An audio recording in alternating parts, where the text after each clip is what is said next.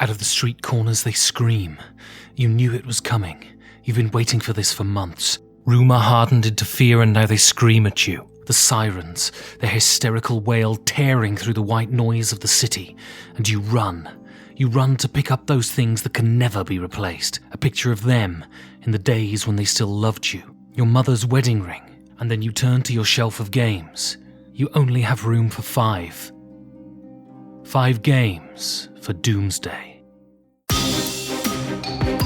5 Games for Doomsday is a show in which board game personalities are thrust into a cabin in the woods to outrun an oncoming disaster, but can only take 5 of their games with them. But which will they choose? My guest this week adds a much-needed splash of colour to the hobby. An illustrator, animator and mobile game designer, she's most famous in the board game world for a weekly webcomic, Semi-Coop, which she writes with Heinz Havinche. My guest this week is Rachel Kremer. Rachel, welcome to the cabin. Hello. Very, very nice to be here. Yeah, I hope I didn't destroy your name there. I'm trying as hard as I can to pronounce strange words. No, I'm really proud, actually. This almost native. Thank you very much. So, my first question is, how difficult was it for you to choose the 5 games that you wanted to take to the cabin? Very difficult. I am terrible at picking favorites. So I approached this question like I was not going to pick favorites, but what games would I take with me, with an approaching Doomsday? And so what criteria did you use then? Replayability, also a bit of feeling into there. But mostly I just had to let go of a lot of games that I love because I was thinking if I had to play those for like eternity or how long we're going to be in this bunker, I don't know, they would get boring. So mostly probably replayability. Yeah. It's this kind of thing, right? Because a lot of people, there's a lot of talk at the moment. Sort of minimalism is sweeping the world, and there's this talk of, I hate having all of these games that I'm not playing regularly, so I'm trying to pare down my collection. But one of the things I kind of love is that you have these games, and you don't play them super often, but occasionally you look, you pull it off the shelf, and you play it, and you realise why you still keep it. Do you have that sort of attitude towards games too?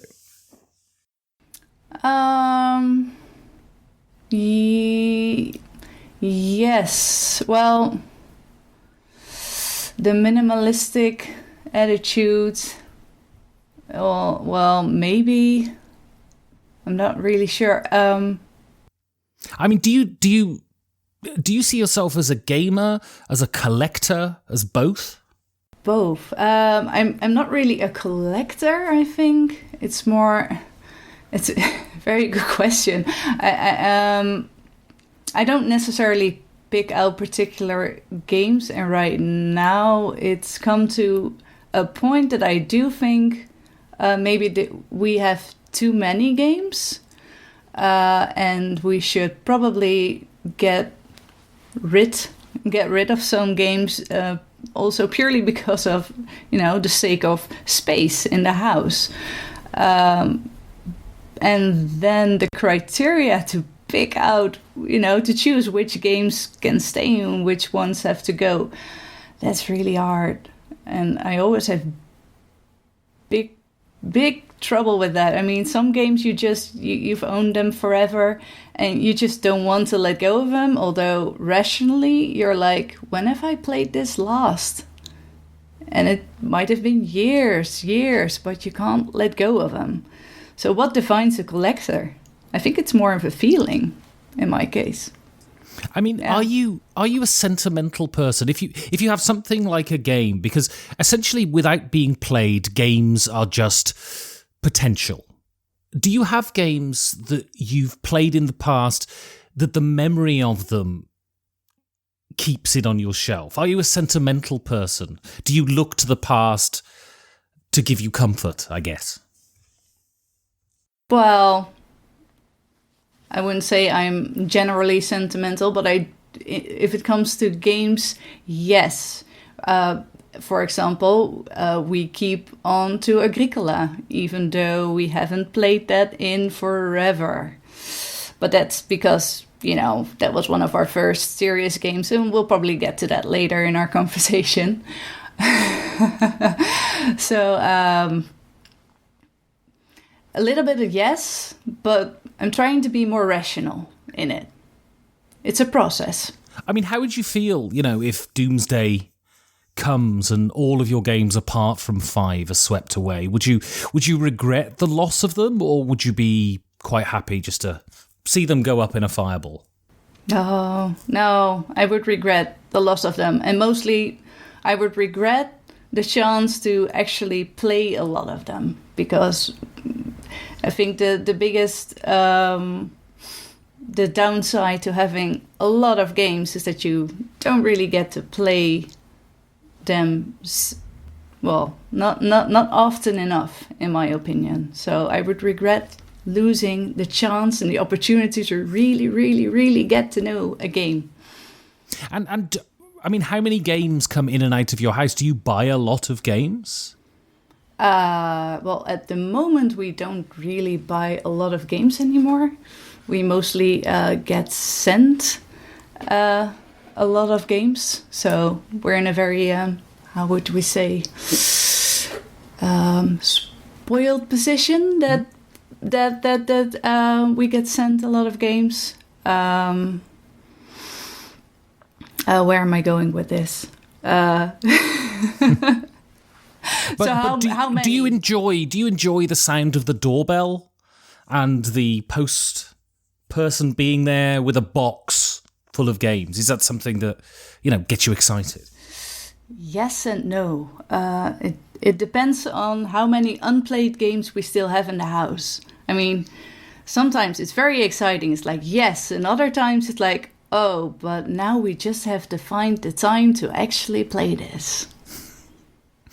So I want to go back to the beginning then. I want to get some context. So you're from the Netherlands, and I always make the mistake of calling it Holland, and that's only a part of the Netherlands. And so I live in Germany, and Germany, it's sort of baked into the DNA of Germans. Gaming is sort of part of their cultural heritage.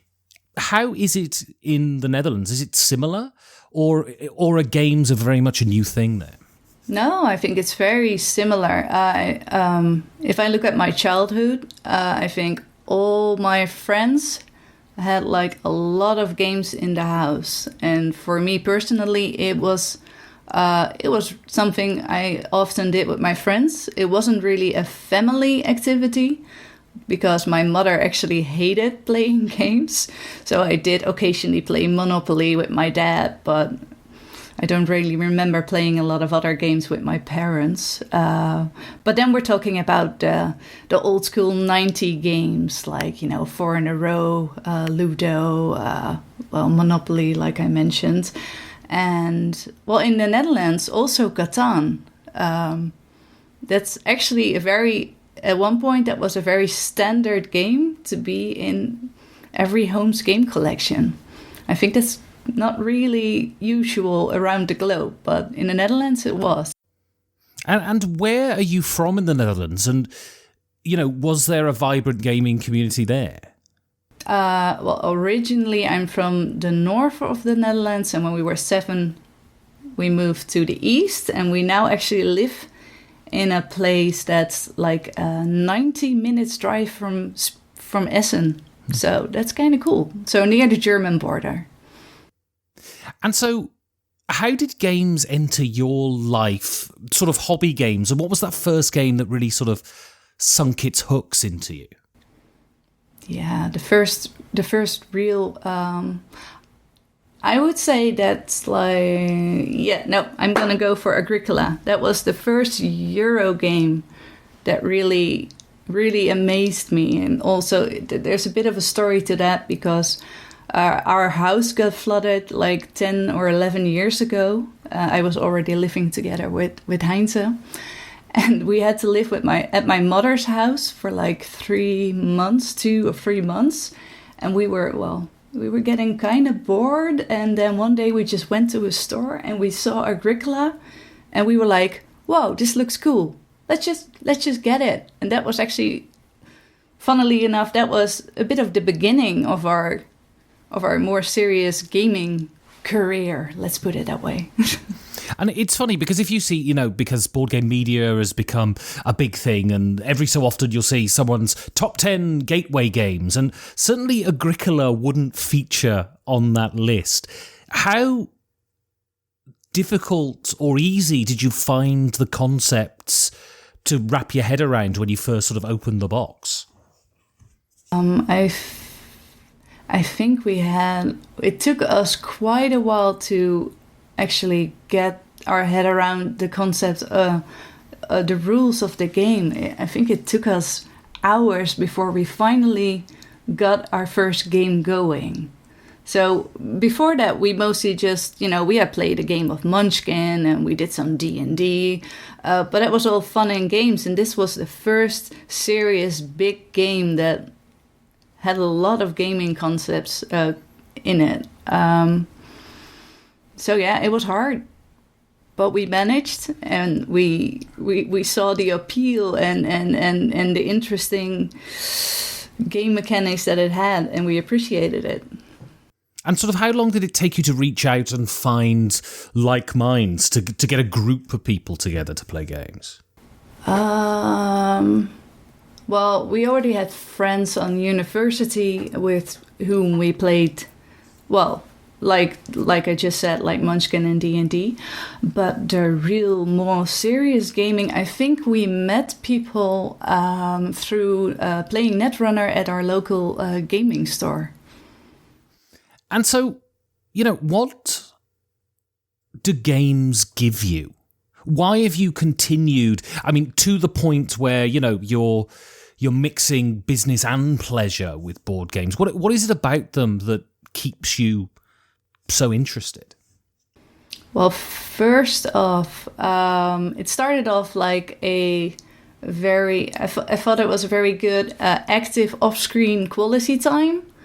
Because, I basically work behind a screen all day. That was my first motivation. And then because every box, every game just offers such a different experience. And I thought that was amazing. And just the social interaction with people, either it's cooperative or it was like betraying your friends in a very safe environment, and that really did it for me, and that fluently went over into a more professional way in the form of the webcomic Semi-Coop. And so, going back to your sort of origins as an artist, have you always been an artist? Were you always the kind of person that, doodled and sketched? And when you started playing D&D, people said to you, "Can you draw my character portrait?" Or was that something that came later to you? Actually, I did not I did draw a lot as a kid, but I'm not one of those people who's always been drawing and always been doodling.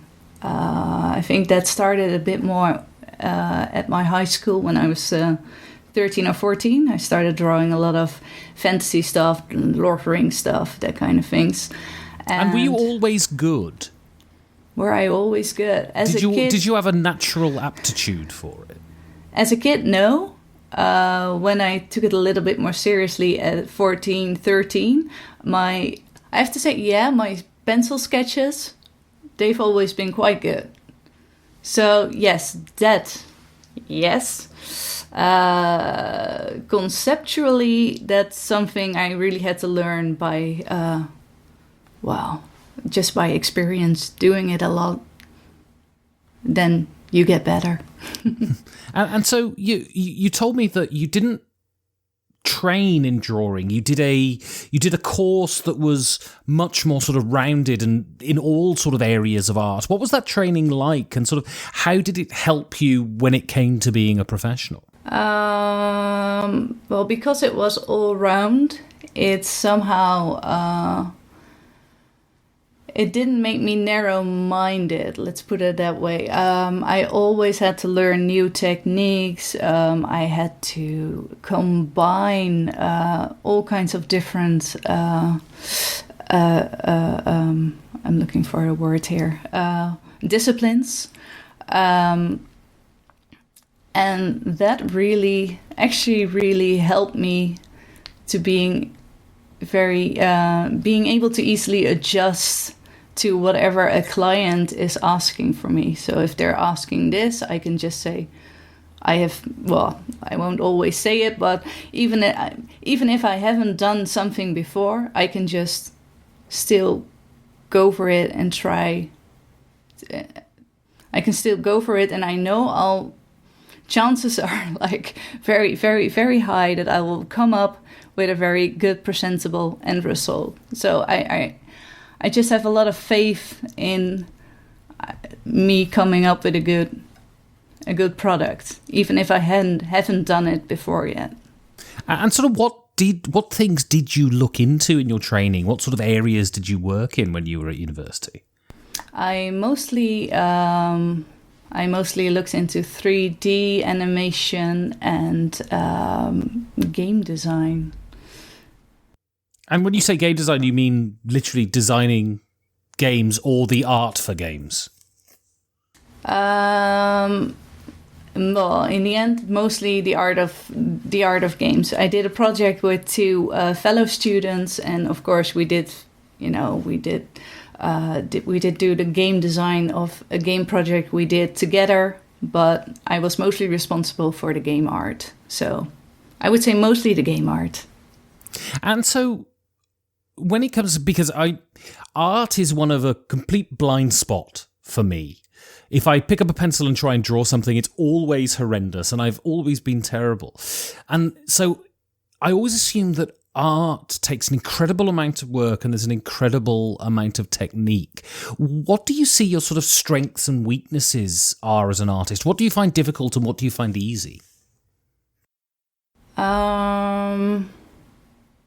My strength as an artist is that I am really good at producing and just keep on going. My weaknesses are maybe that I don't make enough iterations, because mostly when I'm just drawing or sketching out something, I'll often just always come back to my first sketch. And you could say that's also a strength. Your first idea or your first sketch is a good thing. But it's not what we learned at university. It was always, no, you have to have different versions. Your newer versions will always be better than your older versions. But in my case, I don't really agree with it. So I'm not sure it's a weak point. Other people will say it's a weak point, that I stick to my first concept very often, but I also think it might be a strength. And so when I look at your work, it seems very recognizable. And I've sort of seen you've done a few sort of avatar pictures for people, for their Twitter accounts and things. And I always know that it's your work when I see it, even though there's no signature on it. How long did it take you to find your sort of artistic voice, your style? Was that a long process, or did that come very quickly? Well, it's very funny you say that, because I don't really see Semi-Coop as my style per se. I see it as like a site. It's a style I have developed for the project Semi-Coop, but I don't really see it as my personal style, because I don't really think I have, overall, for all my art and all my illustration work I do, I don't really think I have a particular art style. So that's kind of funny. But how long did it take me? I think the current way Semi-Coop looks, I think that developed over a period of time of maybe 2 years. I mean, it's still changing. It's always very hard to say, because if I just compare a comic from 2 years ago to how my comics look right now, they already look so different. So it's an ongoing thing. So your first game then is an abstract classic, and this is Hive. Are you drawn to abstract games? Do you like them generally, or is Hive an exception? Is Hive an exception? No. Well, I was drawn to Hive because of we actually have Hive Pocket, I should say. So I'm taking Hive Pocket with me for Doomsday. I was drawn by it was some sort of a compact version of chess for me in the first experience, and I'm not really sure why I was drawn to it. I just thought it looked fun. It looked interesting. The rules weren't too complex, and well, do we play a lot of other abstract games? I don't really think so. I mean, if you can compare Hive to games like Santorini and Onitama, I guess. And I both love those games, but somehow Hive does it. Hive is a little bit above those two. But it's basically because I just find the portability of Hive so extremely charming. And so I have Hive Pocket. I have the same version as you, and I almost never play it because sort of no one in my group is really into it. But you live with a gamer. Does having a gamer right there facilitate the sort of playing of two-player games like this? Yeah. Most certainly. And in the case of Hive, we just take it along with us anywhere. So whenever we're traveling by train or airplane, whatever, we take Hive with us. And in my case, I'm also blessed to be with a gamer that's open to any game. So we can play whatever we want. And I think that maybe I'm even more picky in what games to play than Heinze is in this case. I mean, he's always open to play anything. And who wins generally? With Hive? Oh, I'd say maybe it's 60% me, 40% Heinze. And is that a stat that goes across all games, or is this just specifically for Hive? Heinze does say that I win more often than he does. I don't really experience that way, so now we're actually keeping it in BG stats. We're keeping track of who's actually winning. So by the end of the year, he can actually tell me with facts and statistics that maybe I do win more often than he does. So I want to talk about your sort of non-board gaming freelance work and sort of the life of an artist. So yes. What kind of work do you do as a freelance artist? At the moment, I mostly do illustration work. I have to say that has changed quite a lot since the last couple of years, since Semi-Coop really started to pick up. I used to do a lot more animation and more random things like, wedding invitations, web design, etc., etc. But nowadays, it's mostly illustration and even mostly comics the last few months. And so there's money in that? There is money in that. And, well, then we actually come to one of the things that I think is maybe the hardest part of being a freelancer is somehow, I think, for me, it's hard to put like a monetary value to my own work. So that is something that's something I'm still learning and improving on every well, I don't want to say with every job I do, but it's an ongoing process. I mean, I'm an actor, and sometimes people come to me and say, can you do this job? This is the budget, and that's great. And then sometimes people will come to me and say, we've got this job. How much? And that's a really difficult question to answer, right? I think it's a really difficult question to answer because because you don't really have something to compare it to. I don't know that many other artists whom I can ask, how much do you charge for something like this? So yes, I agree. It's really hard because most of the time people will just ask you how much. I would prefer if they would just say this is the budget. But. And so, as a freelancer, where does your greatest strength lie? Because my biggest weakness is that I'm a terrible business person. I think I'm reasonably good at what I do, but when it comes to the business side, I'm awful. Have you adapted well to the freelance life? I am, yes, but I'm still adapting. I think it's very easy to take on too much work. And I'm really learning to set boundaries. So not work in the evenings, trying to keep, the weekend free for personal stuff. But it doesn't always work out that way. So that is a bit of a shame.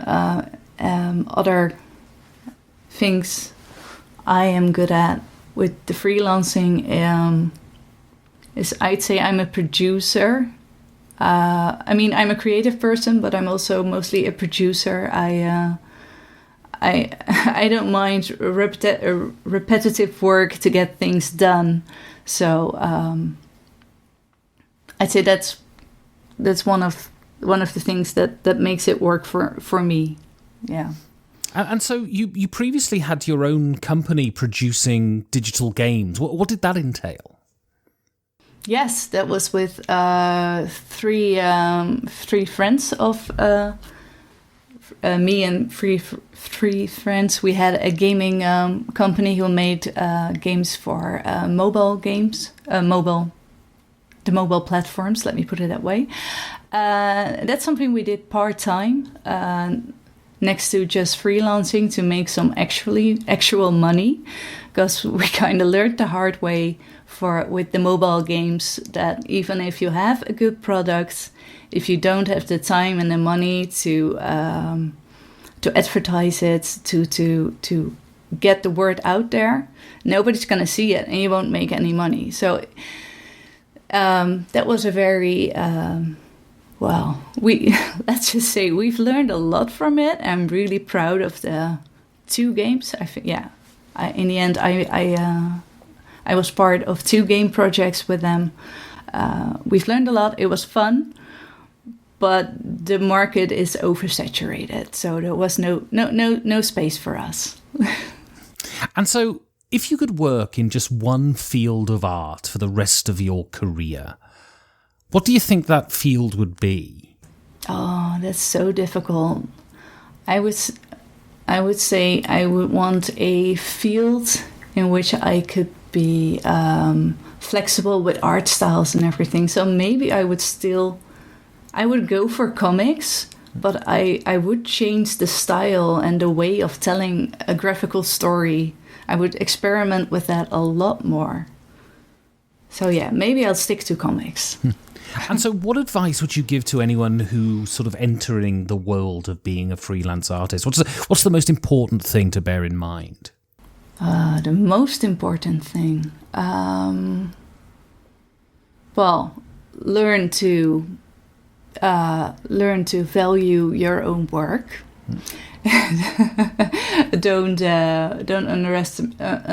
underestimate how much your work is worth. If it comes to more practical advice, I would say what really worked for me was find a niche market like board games, create yourself a platform, and then, the work will come to you. I mean, do you still get asked to work for free? Because I know as an actor, I get asked that all the time, and a few years ago, I just said never again. Does that still happen to you?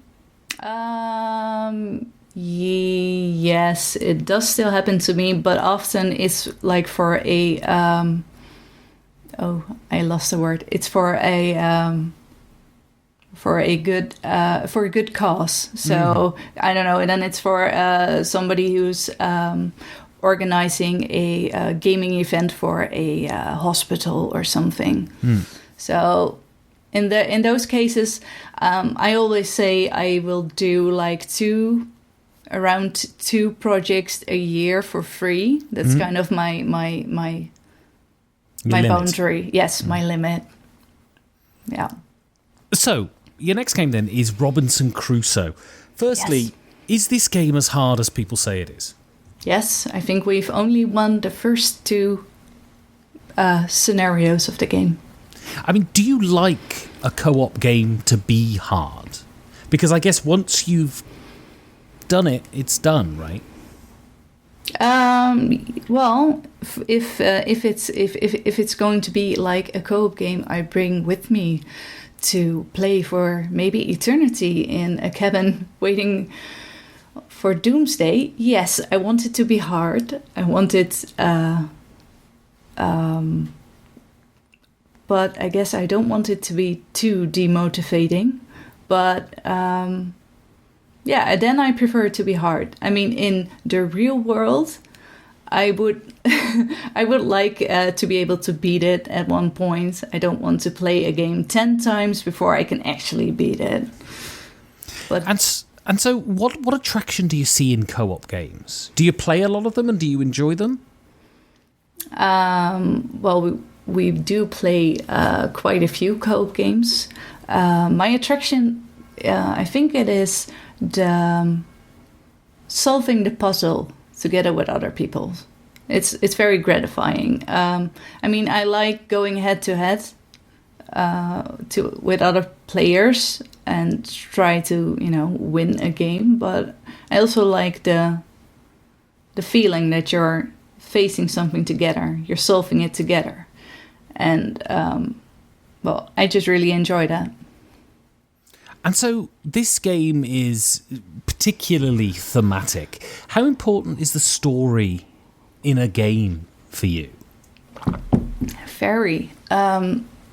Ironically, for me, it was either Eldritch Horror or Robinson Crusoe to take with me. But then, because I think I even like Eldritch Horror more, but then I was like, yes, but if I had to play Eldritch Horror for like 30 times, it would probably get very boring, because then because I love the storytelling part of Eldritch Horror, but that would get old quite easily or quite quickly. If you've been playing it 30 times, somebody just reads the sentence of a card and you already know what's coming. So if you were stranded on a desert island, like Robinson Crusoe, and I do notice in the game there's more than one character, but we'll forget that. If you were stranded on a desert island, what would be your greatest contribution to the mission of staying alive? I would be really good at keeping structure and probably climbing things. So you climb, do you? You don't have a fear of heights? Well, maybe I would if it was outside on actual rocks, but inside of the safe falling mats of a bouldering hole, I do not have fear of heights. I completely don't understand it. If I get a meter off the ground, I'm completely ruined. So I want to talk to you now about what you're most known for in the hobby, and that's semi-co-op. So how did it start? Oh, that's actually a fun story. It started off with me being annoyed with my lack of skill of drawing characters. So I wanted to have a project that forced me to keep drawing characters. So then, I don't know why, but somehow I thought, I can just start a webcomic. Then, I have to. And that started off with me just making, I think, 5 or 6 strips, and which I actually showed to friends, like, do you think this is funny? How do you think it looks? Is there anything you think I should change? before I even launched it online. And so it actually started out as a way for me to practice character art, and not me thinking I have to have a webcomic about board gaming. And so why the board gaming? Did that just seem a natural place, or was this a sort of plan? I'm going to do something in this niche that doesn't exist, and maybe that'll lead to something. Well, at that point, actually, there were 2 other board gaming webcomics, so I wasn't even the only one. Back then, we still had Tiny Wooden Pieces, and up to 4 players still had their comics were more about regular board gaming life. So for me, it was more of I thought it would be better to have more of a subject focus, because in the beginning I thought I'm just going to make a webcomic generally about geeky things. But quickly I discovered there are like 10,000 of webcomics about generally geeky things. And then I just thought, no, if I want to actually gain an audience, I will probably have to narrow it down. And so you started in 2015. Was it successful straight away, or did it take a long time for you to be noticed? Well, I'm actually very happy it wasn't as successful as it is today, right at the start, because, like I said, I had no experience with making comics. I just jumped into it, and I was like, I want to practice character art. I didn't even know that I was gonna keep doing it. That somehow naturally I just kept on going, and somehow I have never missed a single update in almost 5 years now. So apparently it works for me. And so what's the process of writing the strip? Who does what? And is it because you write it with your partner? Does he have a focus on certain areas? You have a focus on others, or is it a sort of melting pot of ideas? For our weekly comics, it mostly starts very random. So when we're just brushing our teeth or whatever, then it's like, oh, I have a funny idea for a comic, and then we just quickly write it down, and then at a later point we will sit down and look at all these let's just say the written down brain farts we had earlier, and we'll more structurize them and turn them into comics. And if it comes to the difference between Heinze and me, Heinze is a bit more of the smarter jokes, let's put it that way, and the more silly jokes go more natural to me. But if it comes to, like, we also do sponsored comics, that's a totally different process for us, because then we really have to sit down, we have to look at the game where the comic has to be about, and we will read the rule book, etc., etc., etc. So that's a bit more of a serious process, while our weekly comics mostly just start off with, oh, hey, this idea just popped up in my head. Let's just write it down quickly and we'll make a comic of it later. And how long does it take to produce one? Because, I mean, they look fantastic, and I assume it must take forever. Have you got a real sort of process in place now? I think all in all, it takes me about 1 workday to produce a comic. So yeah, it does take quite a lot of time, and I'm still looking for ways to optimize that maybe a little. And so, I mean, you make some money from it. You have a Patreon, you have sponsored content. Is there an aspiration for this to be a kind of full-time job, for it to pay all the bills? Well, if it were to be full-time, I would want to broaden the concept of semi-co-op. Then I would love to make it, turn it into, involve animation into it. So then I would also go to YouTube. I would do a lot more with merchandise, for the sole purpose, not really, well, making money would be nice, but also because that would be a platform for me to experiment with different art styles and things. So maybe it would be nice, but not necessary. So if there was a central message to Semi-Co-op, what would it be? Yes. Well, mostly, I don't think Semi-Co-op has a very deep message. It's mostly like games are fun. Please make friends, play games, and and one thing we do think is very important is that we want to make sure people to show. What am I looking for? We want to show the inclusiveness of the scene. You know, we want to say everybody's welcome to the gaming scene. Excellent. So your next game then is another abstract, in fact, and this is Dragon Castle. So why are you taking this to the cabin? I think it's really fun to play. It looks beautiful, and it has such a variety in the gaming setup. It's easy to explain and very easy to teach to people. And so how important, because the thing about Dragon Castle and what everyone talks about, I think it's an absolutely brilliant game, but what everyone talks about is how tactile these mahjong pieces are. How much do you think gaming is more than just an intellectual exercise? How much do you think it involves all of the senses?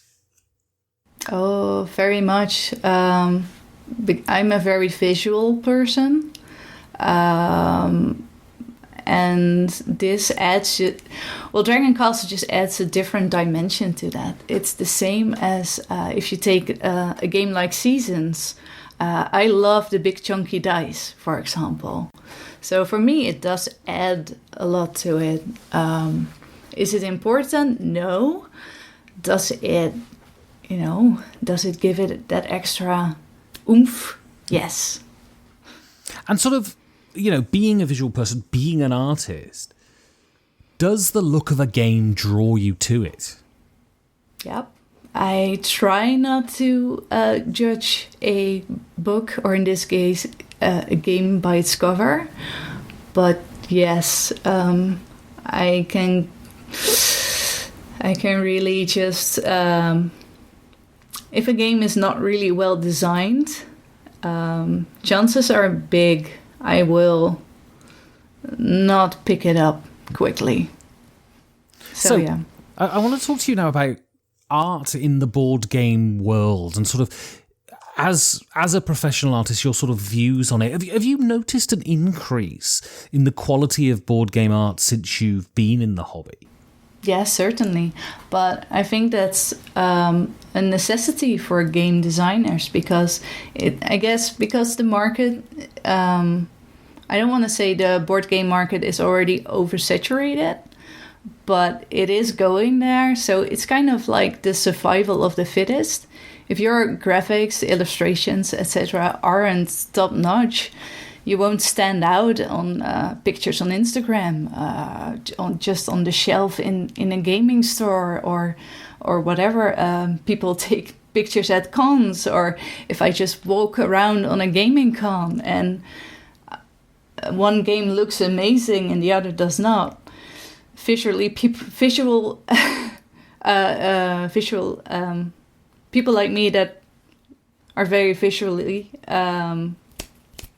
I lost the word. Well, visually minded will stop at the pretty game. So yes, the quality of board games art has really increased, and I really love it.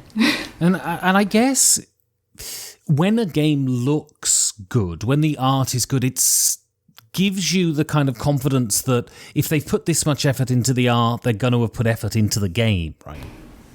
Yes, that's true. And maybe that's not even the case for all games, but they will still sell. So, but what you say, if they can afford the money to the love, the money for a beautiful looking game, then I assume you're right. I will assume the game itself is better as well. Yeah. And so who are some of the artists in the board game world that you like? And is there any one artist that particularly, enthuses you? Oh, there are a lot of very good artists. But if I have to name a few, and I'm gonna stay with two at this point, I really admire the work of Roland McDonald. I don't know if you know him. He's done games like Western Legends, Ruthless, Undaunted. His character art is top notch. And of course, Ian O'Toole. Ian O'Toole, his graphic design is always amazing. And what I think is amazing about these two artists in particular, they don't have a standard art style. They just create at least that's the impression that I'm getting. For every game, they kind of create their own art style. So their style is so diverse for every project, and I find that amazing. And so, what differentiates you've talked about Ian O'Toole, and when I interviewed Ian, he was very reluctant to call what he does art. And I think it was false modesty personally, but I mean, he was very reluctant, and he focused a lot on the utility of what he does. How do you think board game art differentiates itself from art that's just there to be visual?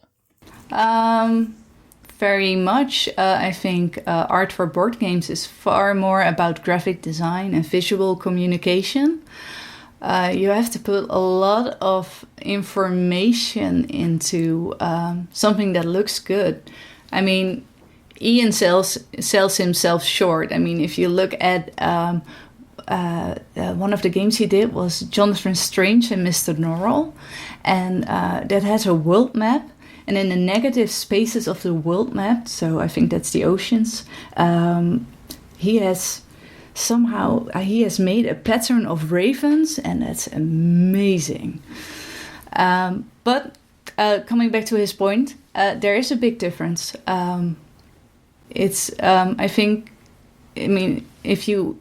If you're strong your illustrations can be good, but if you can't, your visual communication of the information to the players isn't right, then it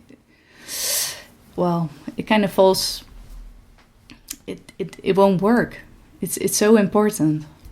And I was looking through your portfolio this afternoon on the internet, and I noticed that you've done some infographic art, sort of corporate stuff, sort of charts and things. Is that very similar in context to board game art? Does that sort of delivering information visually very quickly, is that kind of the same thing?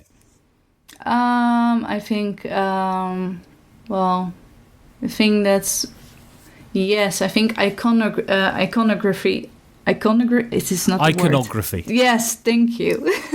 Iconography is very important. That's important in infographics. It's just the thing you want to explain to the reader. It just a little icon has to somehow connect to their brain and give the right information in a second. And I think with board games, it's the same. So we have a future. It's doomsday. We're at the cabin, and someone starts making board games, but there's only room for one artist to illustrate all the board games going on into the future. Who is that artist going to be? Oh no. Yeah, can I have like an Ian O'Donnell? Well, maybe there'll be some weird radiation thing in which their DNA is spliced. So we'll say an Ian O'Donnell then. Yes, I'd love Ian O'Donnell for that.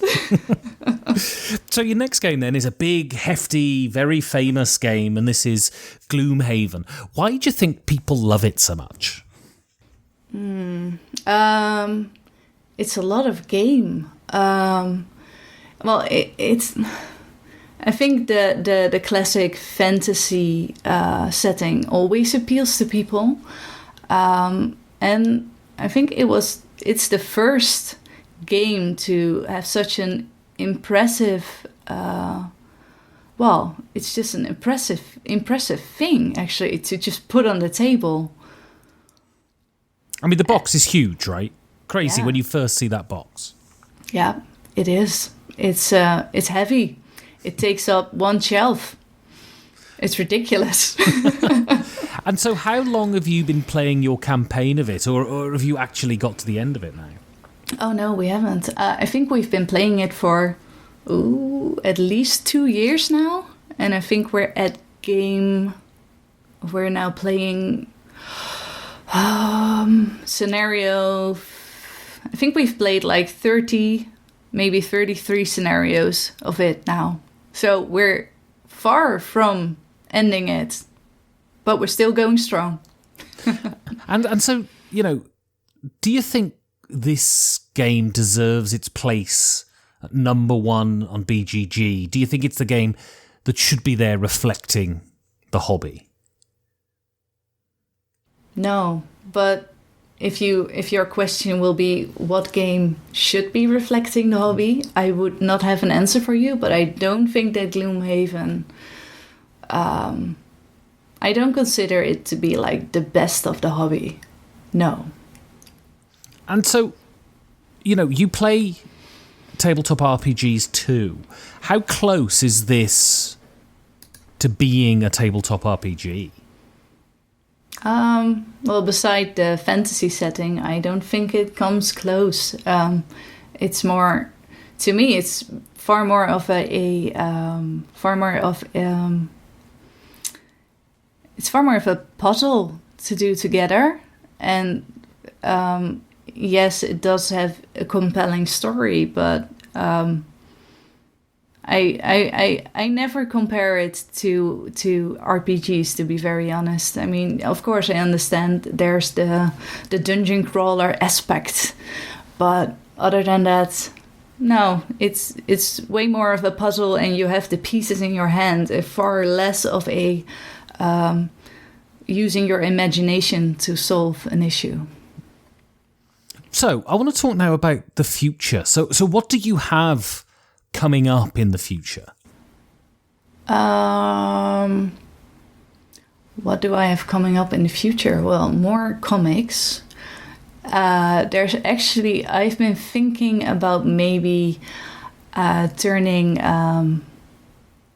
For Cool Stuff Inc., we've done all these black and white, more sketchy like comics. I am thinking about maybe turning that into a book. That's something I would love to do this year, and maybe start a Kickstarter for that. But well, one just has to find the time for that. Otherwise, I don't know yet. I'm open to see what the future will bring. Actually. And so you've illustrated your own version of Love Letter. Have you been approached to do the art for a game, and would you like to do that? Well, I've recently done a little project with Gil Hova from Formal Ferret Games. Yeah. Other than that, I have not really done any art for board games. I think I would enjoy it. Yes. And one day, yes. I think I would like to do it one day. But right now, I have to be honest, and I wouldn't have the time for it. So I would really have to make time for it and just push other projects aside. But would I like that? Yes, but not as my main job. And so you've recently entered the world of fashion. Can you tell us about that? Yes. For Ludo Cherry. Phoebe approached me for that like in 2018. And she asked me to make a textile pattern for her clothing, her board gaming clothing line. And that was really fun because I had never done that before. I had never made a pattern in my life before. So that was a very, quite a process. But I'm really happy with the result. And people seem to be really enthusiastic about it. And it's so weird to actually own a skirt with my own print on it. It's fun. Would you like to do more of that in the future? Yeah, I wouldn't mind. I mean, it's a very fun way to again experiment with art styles, to do something that's a little different from the very cartoony Semi-Coop style. Although I do enjoy that, but I also like, doing something else from time to time. And so, where would you like Semi-Co-op to be in the next 5 years? Good question.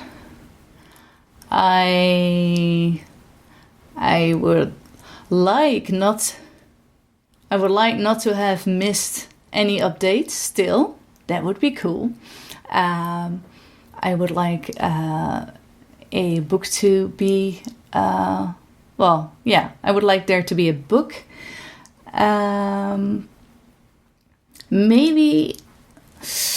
Maybe I would love to do the animation thing. I mean, we've got so many fun ideas for taking Semi-Co-op to YouTube and to video, but it's just so time consuming that we haven't come to it, or it's just not financially possible at this point. But that's something I would love to be able to do. So, your last game, then, is a behemoth, and this is D&D. Is this the greatest game of all time? No, it's not. I consider it more to be a framework. It's a rule set. It just, particularly for taking it with me to the bunker, there's so many possibilities with D&D. You can think of everything. Literally your mind. Your mind is like the boundary. Whatever you can think of, you can do it. You can just bend the rules. But no, I do not consider it to be the greatest game of all time. No. And so, when you play, what's your favourite race and class combination? Well, and here we come to the point that I've actually just played in 2 D&D campaigns, and one I played a human cleric, and now I am playing a dragonborn warlock. And the latter is quite hard. I picked a warlock because the warlock part is cool. I picked a dragonborn because I thought that's cool, but then you actually have to roleplay a dragonborn, and that's way harder than I thought it would be. Or I didn't. I just keep forgetting I'm a dragonborn. Then the DM is like responding like an NPC is responding in fear, and I'm like, what's wrong? And it's like, oh yeah, I'm a dragonborn. Yeah, makes sense. And so, do you ever DM, or are you primarily a player? I tried to DM once, and that was like even in a safe setting, just with Heinze. I tried the new starter. I'm not sure how that was called. Something with I Speak, the new starter set, which also had the rules for 2 players. And we wanted to try that out, and I said, sure, I'll DM. It wasn't really a great experience for me. It made me very nervous. I thought it was really hard to, if a player doesn't take the logical route or the route that's planned ahead, then as a DM you have to improvise. And I noticed that just made me very nervous. So I am more of a player than a dungeon master. I would love to play. I never get to play. I always DM all the time. And because the thing is, finding a group when you say we're looking for a DM is almost impossible. But if you put up a post saying looking for a group, I'll DM, 3 minutes, your group is full.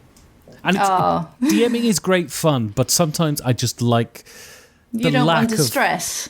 Yeah, or not so much the stress, just the work. Yeah. The prep is big for being a DM. It is. It's extremely big. We have a friend who always DMs as well. And, well, he takes it to a whole new level. He just makes, like, complete newspapers and everything for his players.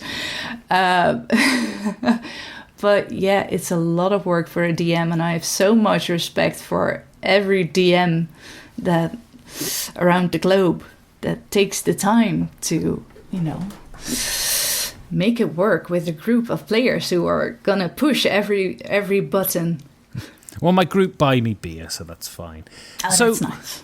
So do you think there's anything D&D can teach us that we can take from the gaming table into the real world? Well, mostly the flaws are okay, and they make for interesting personalities.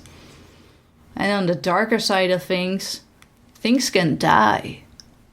And that's very, very useful information. So, one last question then. You're heading off to the cabin. You're heading down the road, 88 miles an hour. You go around a corner.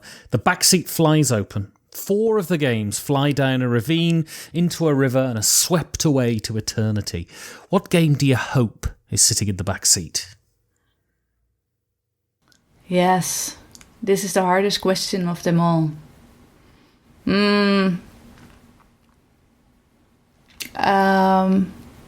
I might, for the storytelling part, we're in a terrible position.